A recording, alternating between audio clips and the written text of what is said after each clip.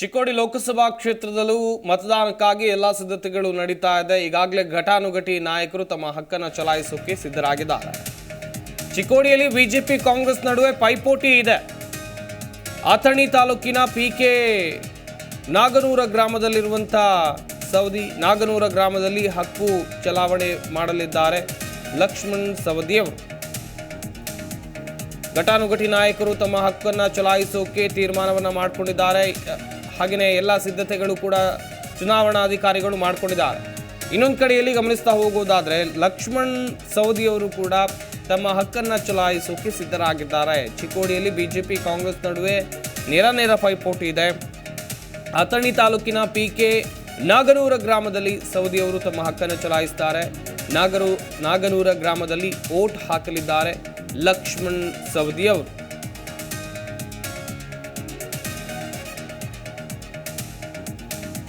ಚಿಕ್ಕೋಡಿಯಲ್ಲಿ ಈ ಬಾರಿ ತ್ರಿಕೋನ ಸ್ಪರ್ಧೆ ಏರ್ಪಡುವಂತ ಎಲ್ಲಾ ಸಾಧ್ಯತೆಗಳು ಕೂಡ ಕಂಡು ಬರ್ತಾ ಇದೆ. ಯಾಕಂತ ಹೇಳಿದ್ರೆ ಕಣದಲ್ಲಿ ಪಕ್ಷೇತರ ಅಭ್ಯರ್ಥಿ ನಿಂತಿದ್ದಾರೆ. ಇವರ ಪರವಾಗೂ ಕೂಡ ಒಲವು ವ್ಯಕ್ತಪಡಿಸಿದ್ರು ಜನರು. ಹಾಗೆಯೇ ಸಚಿವರಾಗಿರುವಂಥ ಸತೀಶ್ ಜಾರಕಿಹೊಳಿ ಅವರ ಪುತ್ರಿ ಪ್ರಿಯಾಂಕಾ ಜಾರಕಿಹೊಳಿ ಅವರು ಕಣದಲ್ಲಿ ಇರುವಂಥದ್ದು ಕಾಂಗ್ರೆಸ್ನಿಂದ. ಬಿಜೆಪಿಯಿಂದಲೂ ಕೂಡ ಹಾಲಿ ಸಂಸದರು ಅಖಾಡಕ್ಕೆ ಇಳಿದಿದ್ದಾರೆ. ಇವರಿಬ್ಬರಿಗೂ ಕೂಡ ಪೈಪೋಟಿಯನ್ನು ಕೊಡ್ತಾ ಇರೋದು ಶಂಭು ಕಲ್ಲೋಳೆಕರ್. ಪಕ್ಷೇತರ ಅಭ್ಯರ್ಥಿ ಹಾರುಗೇರಿ ಕ್ರಾಸ್ನಲ್ಲಿ ಸ್ವತಂತ್ರ ಅಭ್ಯರ್ಥಿ ಶಂಭು ಕಲ್ಲೋಳೆಕರ್ ಅವರು ತಮ್ಮ ಹಕ್ಕನ್ನು ಇವತ್ತು ಚಲಾಯಿಸ್ತಾರೆ. ಚಿಕ್ಕೋಡಿಯಲ್ಲಿ ಬಿಜೆಪಿ ಕಾಂಗ್ರೆಸ್ ನಡುವೆ ಪೈಪೋಟಿ ಇದೆ. ಹಾಗೆಯೇ ಹಾರುಗೇರಿ ಕ್ರಾಸ್ನಲ್ಲಿ ಸ್ವತಂತ್ರ ಅಭ್ಯರ್ಥಿ ಶಂಭು ಕಲ್ಲೋಳಿಕರ್ ಮತ ಚಲಾಯಿಸ್ತಾರೆ. ಎಕ್ಸಮ್ಮ ಪಟ್ಟಣದಲ್ಲಿ ಬಿಜೆಪಿ ಅಭ್ಯರ್ಥಿ ಅಣ್ಣಾ ಸಾಹೇಬ್ ಜೊಲ್ಲೆ, ಹಾಗೆಯೇ ಗೋಕಾಕ್ನಲ್ಲಿ ಕಾಂಗ್ರೆಸ್ ಅಭ್ಯರ್ಥಿ ಪ್ರಿಯಾಂಕಾ ಜಾರಕಿಹೊಳಿ ಅವರು ತಮ್ಮ ಮತವನ್ನು ಚಲಾಯಿಸುತ್ತಿದ್ದಾರೆ. ಘಟಾನುಘಟಿ ನಾಯಕರು ತಮ್ಮ ಹಕ್ಕನ್ನು ಚಲಾಯಿಸೋಕೆ ಎಲ್ಲ ರೀತಿಯ ಸಿದ್ಧತೆಗಳನ್ನು ಮಾಡಿಕೊಂಡಿದ್ದಾರೆ. ಅಣ್ಣಾ ಸಾಹೇಬ್ ಜೊಲ್ಲೆ ಹಾಲಿ ಸಂಸದರು, ಬಿಜೆಪಿ ಅಭ್ಯರ್ಥಿ ಪ್ರಿಯಾಂಕಾ ಜಾರಕಿಹೊಳಿ, ಸತೀಶ್ ಜಾರಕಿಹೊಳಿ ಅವರ ಪುತ್ರಿ ಈ ಬಾರಿ ಕಾಂಗ್ರೆಸ್ನ ಅಭ್ಯರ್ಥಿಯಾಗಿ ಕಣದಲ್ಲಿದ್ದಾರೆ. ಇನ್ನೊಂದು ಕಡೆಯಲ್ಲಿ ಪಕ್ಷೇತರ ಅಭ್ಯರ್ಥಿಯಾಗಿ ಶಂಭು ಕಲ್ಲೋಳೆಕರ್. ಮೂವರು ಕೂಡ ಮತ ಚಲಾಯಿಸೋಕೆ ಸಿದ್ಧರಾಗಿದ್ದಾರೆ. ಹಾಗೆಯೇ ಅಲ್ಲಿನ ಮತದಾರ ಪ್ರಭುಗಳು ಕೂಡ ಎಲ್ಲ ರೀತಿಯ ತಯಾರಿಯನ್ನು ಮಾಡಿಕೊಂಡಿದ್ದಾರೆ ಮತವನ್ನು ಚಲಾಯಿಸೋದಕ್ಕೋಸ್ಕರ.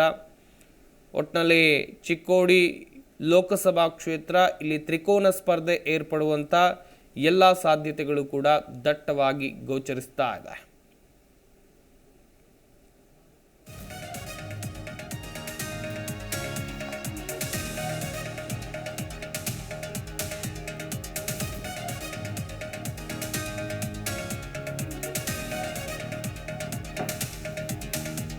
ಚಿಕ್ಕೋಡಿ ಲೋಕಸಭಾ ಕ್ಷೇತ್ರ ಸದ್ಯ ಘಟಾನುಘಟಿ ನಾಯಕರು ಸ್ಪರ್ಧೆಯನ್ನು ಮಾಡ್ತಾ ಇದ್ದಾರೆ. ಮತದಾನಕ್ಕಾಗಿ ಎಲ್ಲ ಸಿದ್ಧತೆಗಳು ಕೂಡ ನಡೆದಿದೆ.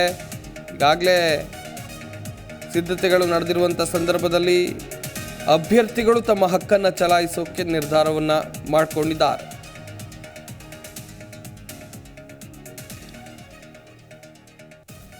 ಇನ್ನೇನು ಕೆಲವೇ ಕ್ಷಣಗಳಲ್ಲಿ ವೋಟಿಂಗ್ ಶುರುವಾಗಲಿದೆ. ಬೆಳಗ್ಗೆ 7 ಗಂಟೆಯಿಂದ ಸಂಜೆ 6ರವರೆಗೆ ಮತದಾನ ನಡೆಯಲಿದೆ. ಎಲ್ಲ ರೀತಿಯಾದಂಥ ತಯಾರಿಗಳನ್ನು ಕೂಡ ಮಾಡಿಕೊಳ್ಳಲಾಗಿದೆ. ಮತದಾರರು ಈಗಾಗಲೇ ಮತಗಟ್ಟೆಗಳತ್ತ ಆಗಮಿಸ್ತಾ ಇದ್ದಾರೆ. ರಾಜ್ಯದ 14 ಲೋಕಸಭಾ ಕ್ಷೇತ್ರಗಳಲ್ಲಿ ಎನ್ನುವಂಥದ್ದು ಗೊತ್ತಾಗ್ತಾ ಇದೆ. ಮತಗಟ್ಟೆಗಳತ್ತ ಬಂದು ತಮ್ಮ ಹಕ್ಕನ್ನು ಚಲಾಯಿಸೋದಕ್ಕೆ ಎಲ್ಲ ರೀತಿಯ ಸಿದ್ಧತೆಗಳನ್ನು ಮಾಡಿಕೊಳ್ತಾ ಇದ್ದಾರೆ ಮತದಾರ ಪ್ರಭುಗಳು.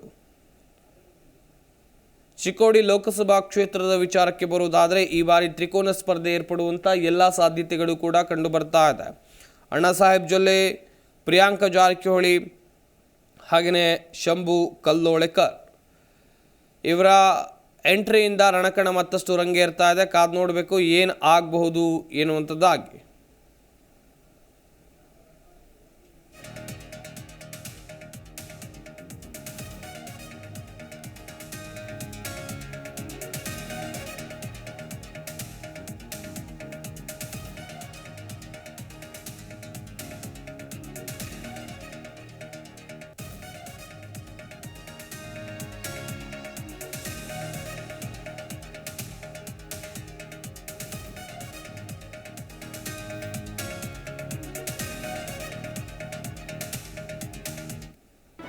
ಜಿ ಕನ್ನಡ ನ್ಯೂಸ್ ಈಗ ನಿಮ್ಮ ಮನೆಯಲ್ಲೇ ನೋಡಿ. ಎಲ್ಲ ಕೇಬಲ್ಗಳಲ್ಲಿ ಈಗ ಲಭ್ಯ.